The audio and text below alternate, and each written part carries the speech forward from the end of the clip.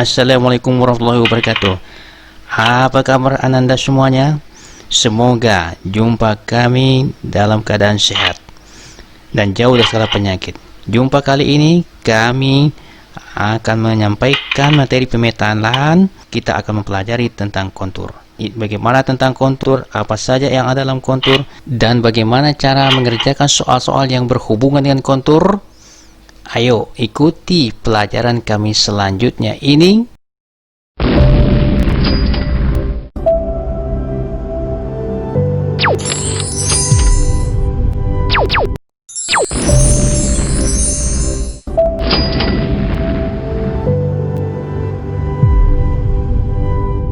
Assalamualaikum warahmatullahi wabarakatuh. Jumpa lagi dengan kami dalam pembelajaran pemetaan lahan. Dalam pembelajaran pemetaan kali ini, kami akan memberikan informasi tentang kontur bentuk daripada permukaan bumi kita. Nah, mau tahu apa itu kontur? Ayo kita simak daripada step by step. Yang pertama, kita akan melihat dulu mukadimah atau pengantar daripada kontur itu sendiri. Ayo kita simak mukadimahnya.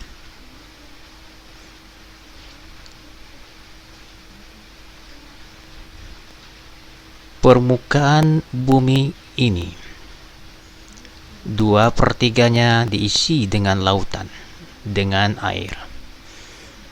Kemudian gunung-gunung juga ada di permukaan bumi kita.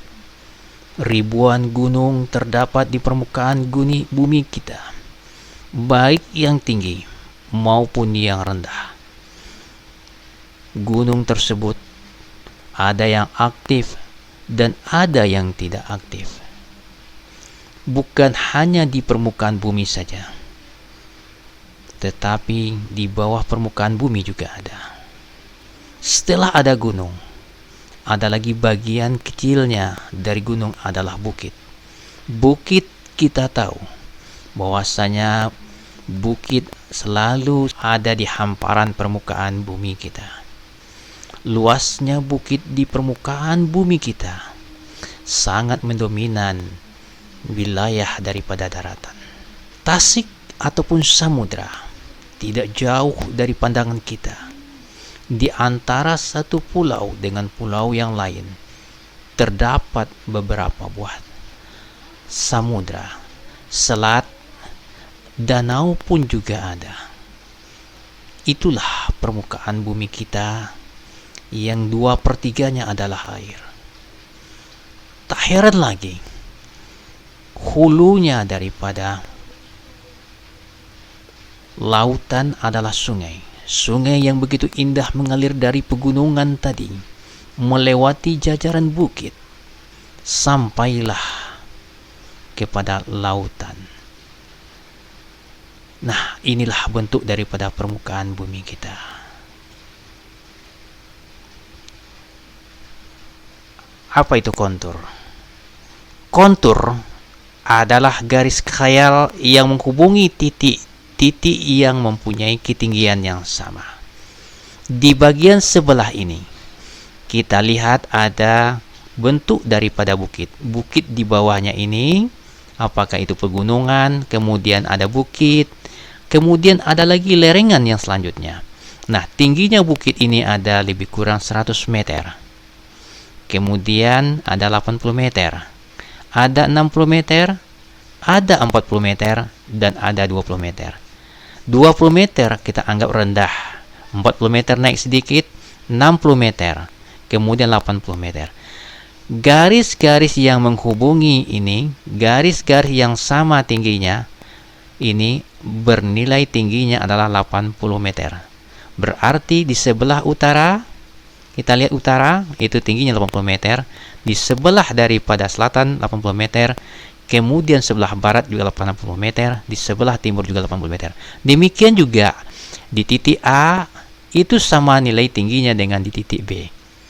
Nah, garis-garis yang menghubungi antara titik A sampai dengan titik B, itulah yang disebut dengan garis khayal. Garis khayal yang menghubungi titik-titik tadi yang sama ketinggiannya Itulah yang dinamakan dengan kontur. Kontur ini dapat memberikan informasi relief daripada permukaan bumi kita.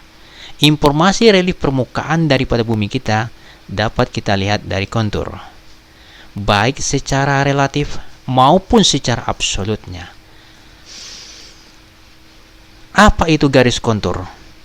Garis kontur adalah garis yang menghubungi lokasi-lokasi berbeda yang berada pada ketinggian yang sama. Jika dua lokasi dihubungkan oleh garis kontur yang sama, maka dapat dipastikan kedua lokasi tersebut memiliki ketinggian yang sama. Kita harus ingat bahwasanya di dalam garis kontur dan kontur terdapat beberapa buah aturan. Pertama, semakin dekat jarak antara garis, semakin terjal daerah tersebut.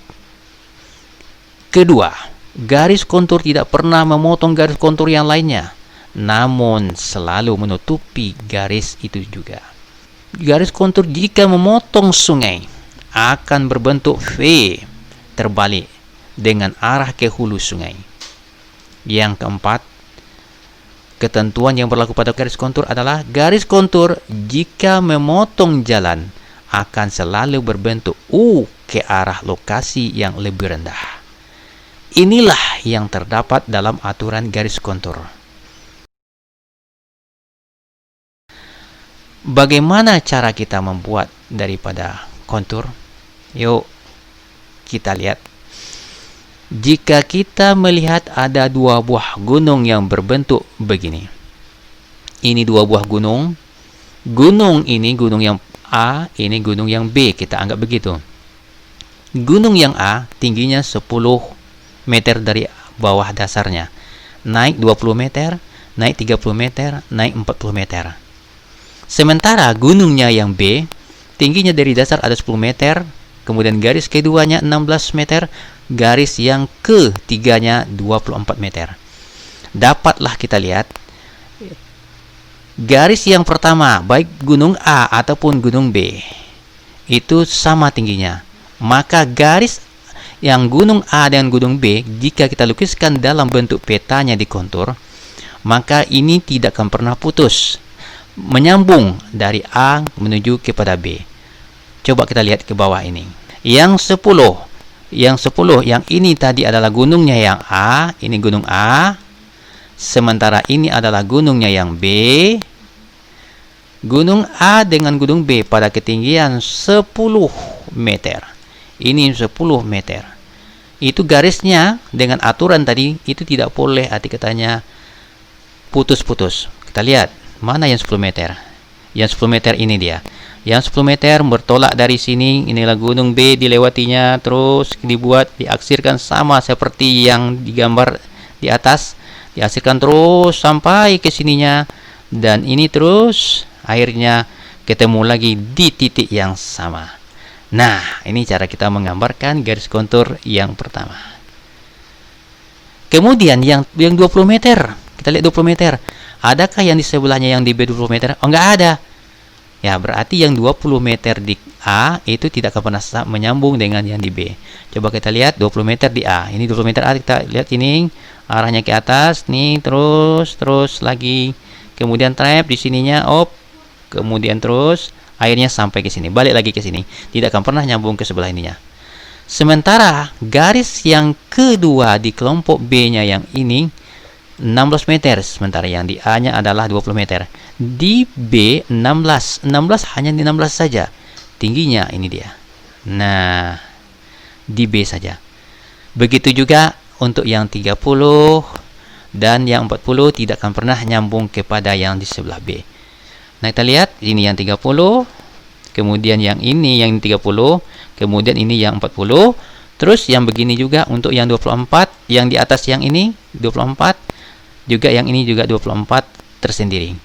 Nah, beginilah cara kita membuat daripada garis kontur, tapi ingat dasar di bawahnya lukisannya, dasarnya yang di sini itu sama dengan dasarnya yang di sini. Kemudian bentuk lengkungan yang di sini juga sama dengan bentuk lengkungan di sini.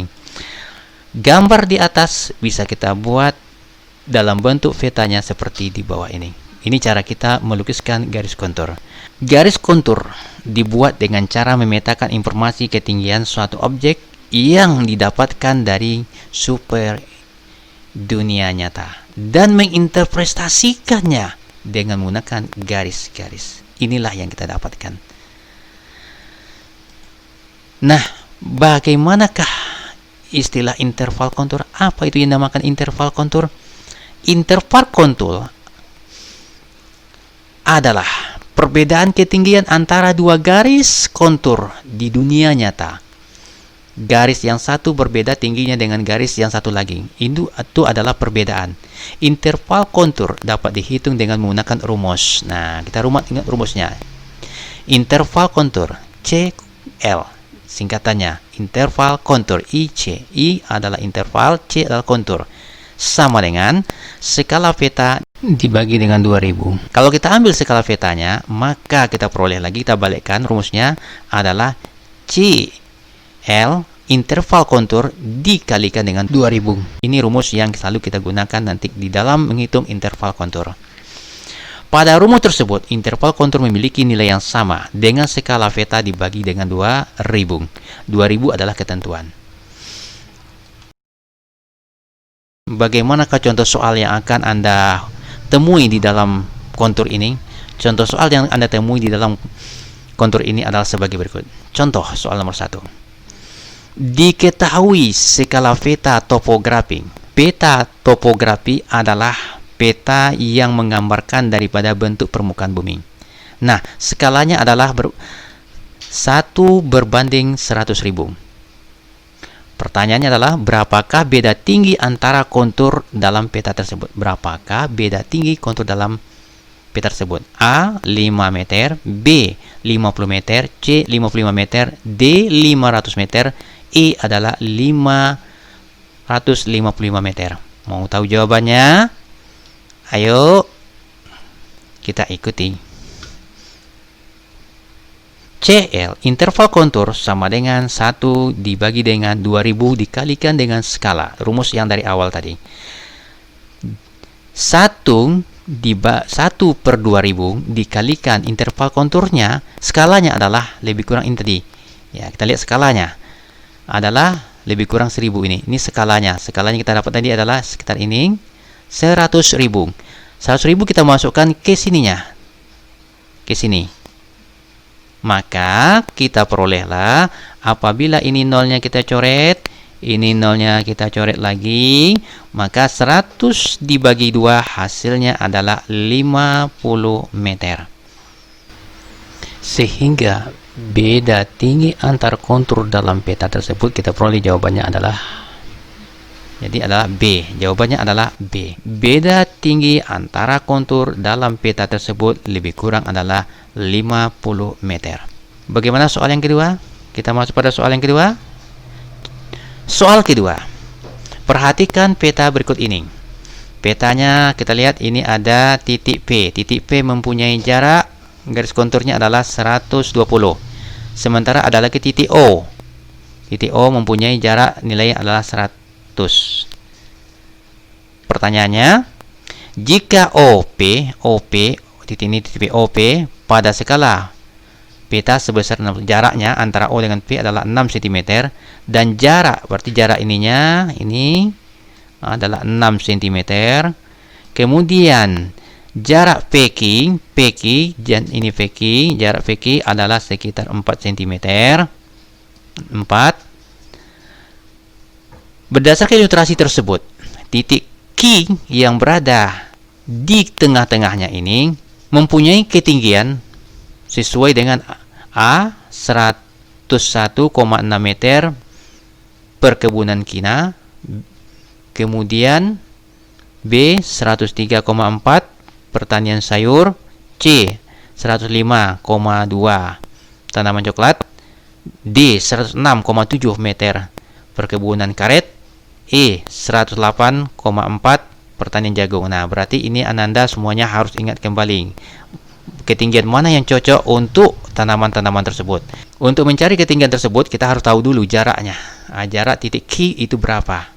Ketinggiannya berapa? Nah, kita harus mencari dengan menggunakan persamaan berikut ini. Nah, ini kita lihat jaraknya itu kita dapat tadi, jarak dari O dari titik O ke P adalah 6 cm, jarak dari Q ke P adalah 4 cm, kemudian jarak dari O ke Q adalah lebih kurang 2 cm. Nah, kalau dapat kita ini adalah yang diketahui, maka kita dapat menjawabnya. Interval kontur adalah 120 dikurangi dengan 100 CI-nya. Jaraknya dari mana? Berarti ini adalah interval konturnya, dari sini kita dapat 120 dikurangi dengan 100. Dapat jaraknya, selisihnya ini kalau dikurangi itu jaraknya lebih kurang sekitar adalah 20. Jadi jarak antara interval kontur A yang P dengan interval kontur yang O itu lebih kurang sekitar 20 interval konturnya. Nah, ketinggiannya berapa? Ketinggiannya Q dapat kita cari nilainya 2/6. 2 datangnya dari mana? Jarak dari titiknya O ke Q dibagi dengan 6. 6 jarak keseluruhannya dari P ditambah dengan 100. 100 adalah nilai daripada titik O. Nah, kalau nilai ini 2 dikali 2 adalah 4, berarti nilainya adalah 40 dibagi dengan 6. 40 dibagi 6 nilainya adalah lebih kurang 6,6 ditambahkan dengan 100. Dapat hasilnya adalah 106,66. Dibulat ini bilangan ini naik di atas 5, maka dibulat menjadi 7. Sehingga diperolehlah nilainya 106,7. 106,7 ini adalah ketinggian titik Q dari dasar permukaan. Nah, kalau 106,7 jawaban yang cocoknya adalah untuk tanaman karet, kita peroleh jawabannya adalah D. Ya, intinya Ananda cari dulu berapa jarak ketinggiannya, baru kita bisa melihatnya mana jawabannya benar pada aksen A, B, C atau E-nya. Nah, jika Anda sudah dapat nilainya ini, maka jawabannya adalah nilai D. Ya, jawabannya D. Ya, terima kasih kami aturkan. Jumpa lagi dalam pembelajaran selanjutnya. Kami tutup. Wabillahi taufiq hidayah. Assalamualaikum warahmatullahi wabarakatuh.